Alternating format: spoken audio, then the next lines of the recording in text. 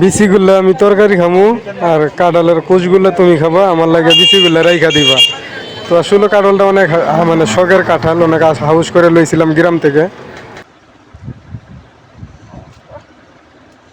কাঁঠালটা নিয়ে আইছিলাম তরকারি খাওয়ার খান্নে, 2-3 দিন পার হয়ে গেছে, কাড়াই হয় নাই, পরে এই কাঁঠাল পাইকা গেছে গা।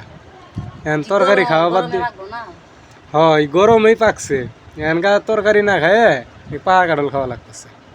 তাও ভালো হয়েছে, পাকা কাঁঠালও মজাই লাগে। এই যে কত সুন্দর কুচ বাড়াইতেছে, এটা খাই আমি।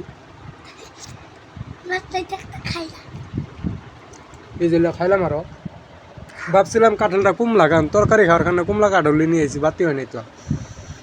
বা এখন দিহি পাইকা গেছে, বাতি হয়েছে, মজাই লাগে। তবে আর একটু বাতি হইতো, আর একটু বাতি হইলে লাল হইতো আরো।